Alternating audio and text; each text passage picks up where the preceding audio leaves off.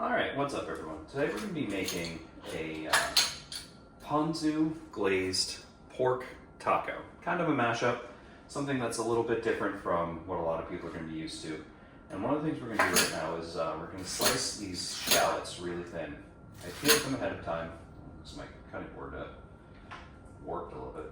Because these are going to get fried and crisped. Now the good thing about shallots is you can make a nice crispy fried shallot without ever having to add anything to it. You don't have to add any flour, no whitewash. You just dump the shallots themselves as they are into some hot oil. And they will fry and crisp up, but you have to watch them. Because if you, someone's got my finger there. If you let these go and you don't pay attention, they can go from not being quite so cooked yet, all the way to being burned and bitter in less than a second. So you have to pay close attention to what you're doing with these. It's usually one of the last things I'll do, or I'll do it completely separately. Drop the shallot. That way you know that you have the time and everything's going to be good. I've done a big part in there, I didn't want to do that. Now these are something that I usually make these for cookouts if I'm going to put them on like a burger or whatever, but they're really good as an extra textural component of these tacos. Actually, I'm supposed to go in this bowl. This bowl is going to be the sauce. Doing great today, guys. Doing great. Alright, so now we're going to make the sauce. We're going to be using Ponzu low sodium soy sauce, a few seasonings, a quarter of a cup, Ponzu and low sodium soy sauce. A little bit of mirin, add some sweetness to it. Cut some of that saltiness of both the Ponzu and the soy sauce. And I know I said we're using low sodium soy sauce, but it can still taste a little bit on the salty side. There's some red pepper flakes in there for some heat. I know it's not a lot, but we will be adding more to the meat itself as well. A little bit of ground ginger. Tiny bit of garlic salt. And again, because we're using pork, we don't want anything that's going to be too salty, because pork itself is a rather salty meat. So that's why there's the mirin in there, and I'm about to add a half a teaspoon of sugar, just because that'll help thicken the sauce up while it's cooking, turn it into more of a glaze, but it'll also keep everything from being overly salty and overpowering.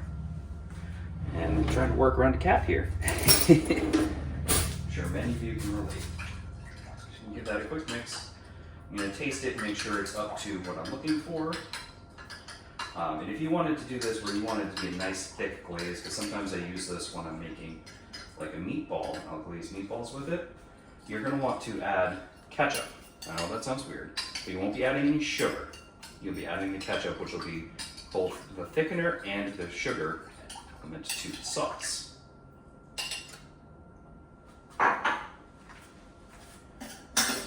more Ponzu. Alright, so that's going to be set aside, so we're not going to need that until later. So now we're going to chop up our green onions here that I have just washed. One thing I want to say, always wash while you're cooking vegetables. You know, vegetables grow in the ground, they're dirty, quite literally, and you know, you never know what they've been through on their transit to your local store. Comes out there a little bit. And we're going to be separating the whites and the greens, because we're going to be using the whites along with the whites of some bok choy from a video I posted yesterday about a slaw that's going to be topping these, so feel free to check that out, and it'll be linked in the description. Scallion whites. Tops off there. Just because some of those look a little past their prime.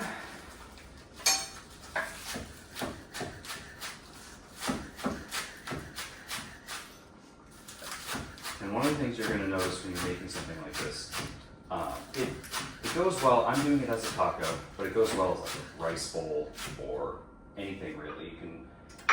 You want to get real adventurous, you can use it all to top like a grilled or baked potato and make a different kind of loaded spud, if you will. But right here, get those. Down there. Turn our oil on. To about it's a medium high, a little bit on the higher side for the oil that we're going to be using.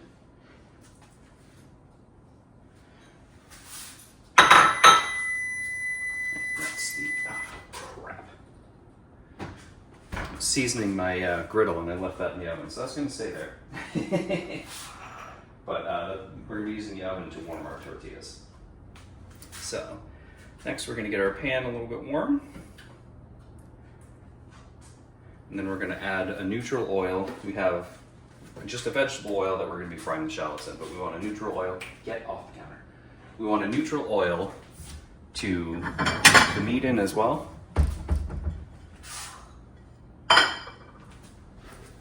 Cat has decided that he is determined to be involved. And this paper towel is just to absorb the oil from the shallots are nice and fried and ready. This is the spider strainer.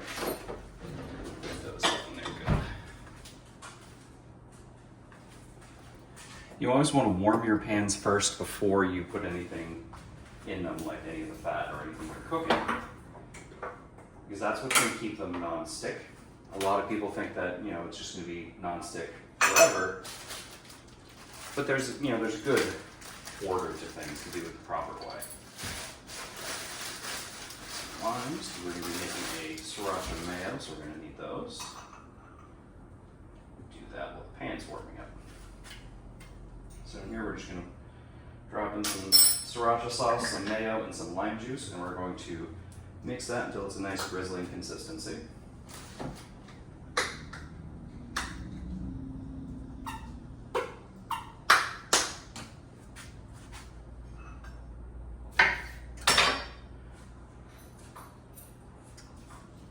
When in doubt with things like this, if you don't want to sit here and cut up and squeeze a bunch of limes, you can just use like one of those little squeezy bottles they sell in the grocery store. There's nothing wrong with that. That's still lime juice.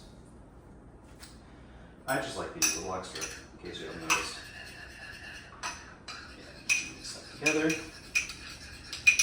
You want it to be a thin, drizzling consistency, but not so thin that it's like water. So if it's a little too thick, add a bit more mayo, add a bit more sriracha to your liking. Almost sent that everywhere.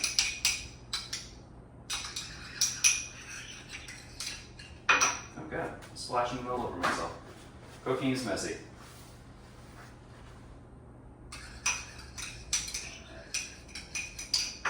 Touch more of that. It's a little loose. Got more juice out of that lime than I anticipated.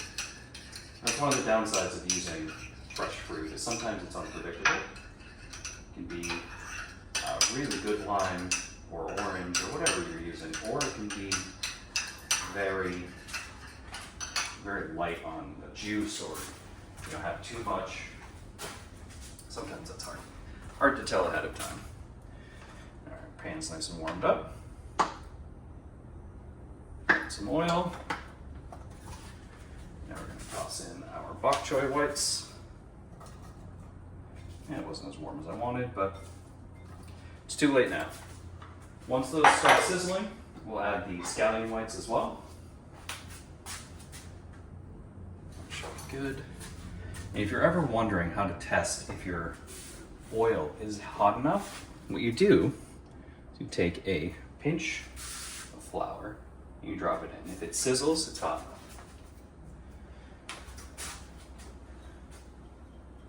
Shells right here. You want to be very careful when doing this because it's hot oil. You don't want to splash it on yourself. You just kind of let those go. Around a little bit. And one other random tip that nobody asked for is there's no such thing as too many spoon rests. You're going to need them. You're going to use them. So there's no such thing as too many there. As it starts sizzling it nicely. Once those are going, throw in our shallots. Once those go for a little bit, we'll add a touch of minced garlic.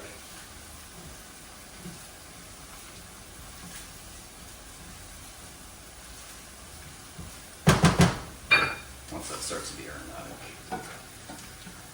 And like I said, you want to keep a close eye on these shallots because they will absolutely betray you if you do not. Get my tortillas in there. They're going to be a little smoky, but that's all right.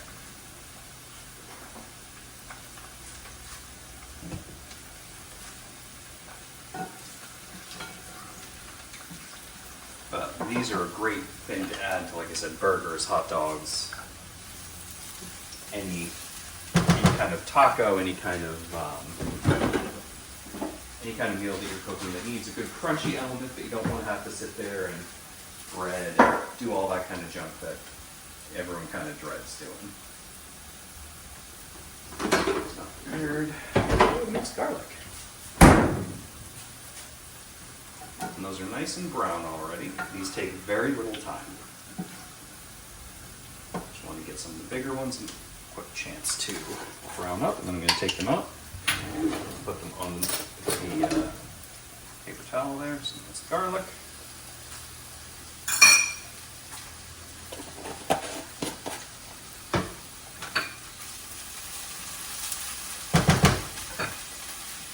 All right, these guys are good.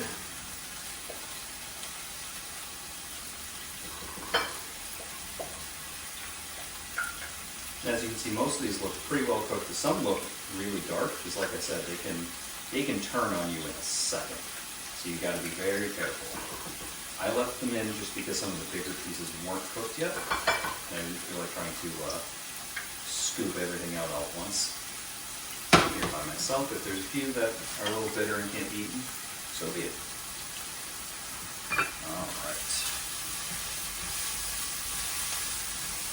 Now this is all nice and aromatic. We're going to open up our ground pork. Now this is a 90-10, so 90% lean ground pork. And even still, it's a little bit saltier than if you were to use something like a ground beef, which is why I said we want to limit how much salt we're adding to things, because it can really affect the flavor, especially with all that soy sauce and ponzu in there. Some of the juices in there.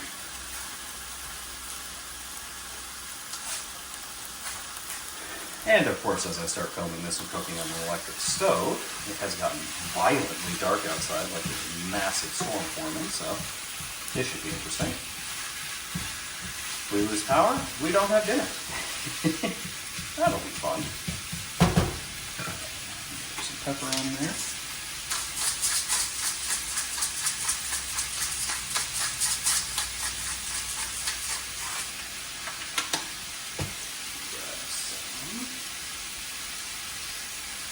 Pepper flakes and some more ginger, because I like things spicy. I know I say that, it looks like it didn't add that much, but like, you know, we already made a sriracha mayo, and you don't want to overpower the flavor with just heat and spice, because that kind of kills it. That's the one thing that a lot of people tend to overdo is the heat when they do spicy food. And it kind of kills the flavor here and there. You know, if you do it right, like a lot of Indian food is very spicy, but it's very delicious. Same with a lot of like some of the spicier Chinese dishes. They're spicy, but it's almost a different kind of spice. It's numbing. It's not like the violent hot sauces that come out of places like, you know, the mountains where everyone's like, oh, I'm going to make a ghost pepper hot sauce, I'm going to make Carolina Reaper hot sauce. You know, just why? Granted, if you like that, that's totally fine. But for something like this, that would be overkill, because you're going to cover up a lot of that flavor. Once that meat starts browning a bit more, we're going to add that ponzu glaze in. I don't know if you can see it, but my dog Sky has just decided to join us in the kitchen. Ma'am, can I help you?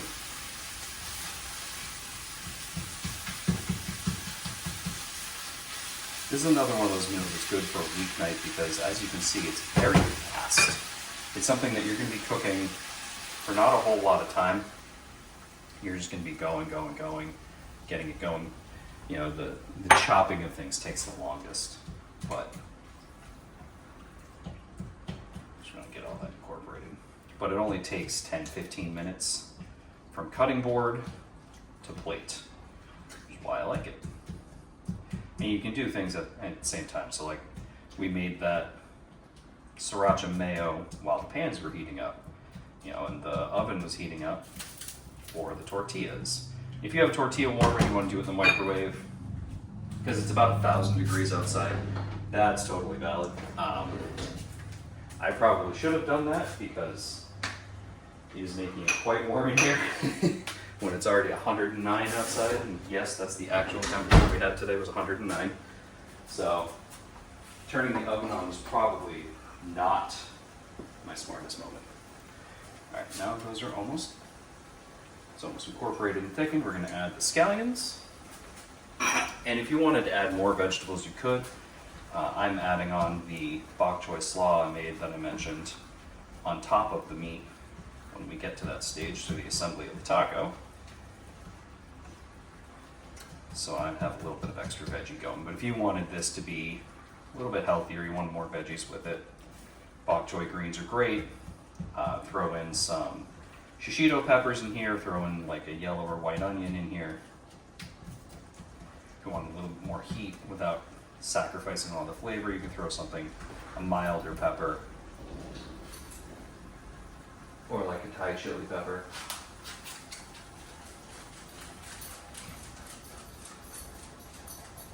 Oh, that's not good. The wind is throwing my patio furniture around, so hopefully we have enough electricity to finish dinner and we don't get cut off here. 'Cause that would be terrible. Check these guys. You can always tell the person who's working in the kitchen because they'll shove their hand in an oven unprotected.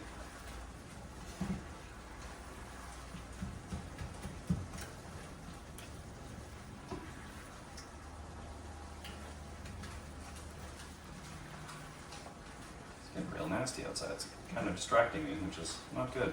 I'm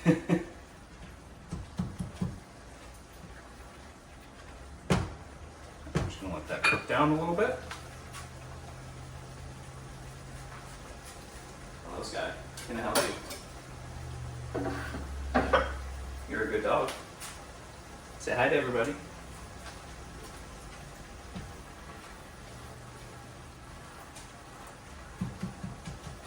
Like I said, we're letting this cook down and we're letting it reduce a little bit, using some of that sugar to thicken it up. That being said, you don't want any of the meat to burn. You don't want any of the, like the bok choy whites or scallions or garlic to burn, because burned garlic is very bitter. You really don't want to be dealing with that when you're trying to eat dinner. It's very unpleasant. If you've ever burned garlic on anything, you fully understand what I'm saying. Yeah. Cutting board and knife away, I shouldn't have. Always have backups. What I'm doing here is, while that's thickening, this is just a seedless English cucumber. I'm just going to do some thin slices as a nice palate cleansing side, almost a garnish that you can eat for the plate.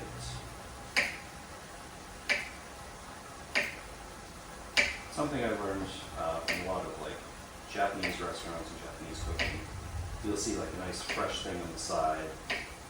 For example, there was a recipe I was making for shokiyaki, which had just fresh cabbage on the side as like a palate cleanser for the harsher fried flavors.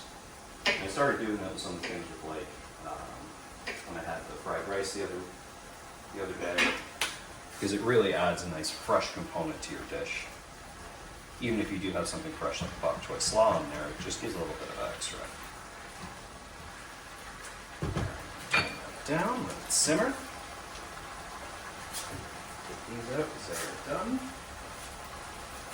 Find a place to put them on my kitchen counter. That is a disaster.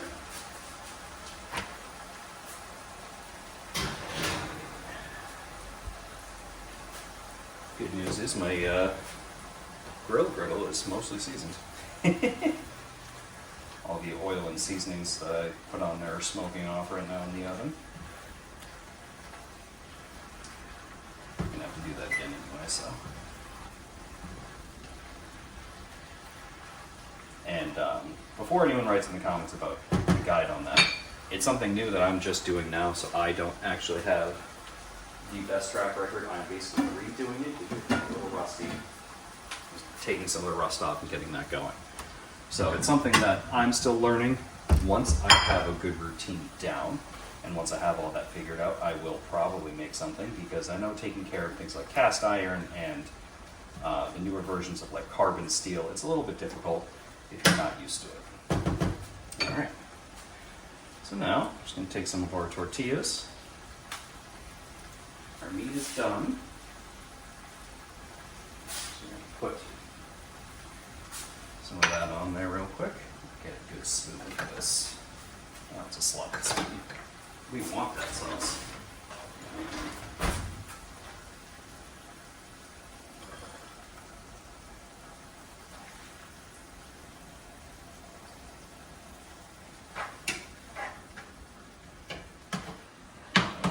Burner. Grab some of our bok choy slaw that we made yesterday. Throw that on top.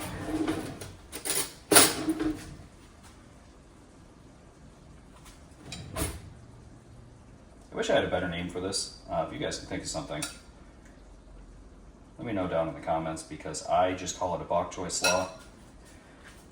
My family knows what I'm talking about, but no one else has any clue what the hell I'm saying. Top it with some crispy shallots. Just give it a little bit of crunch. And drizzle our sriracha mayo. I suppose it's a sriracha lime mayo or lime crema. Right on top. Now these tend to be a little bit more messy than your standard taco, but that's okay. And a little fresh component of our cucumbers, and there you have it. Ponzu pork tacos, ready to go.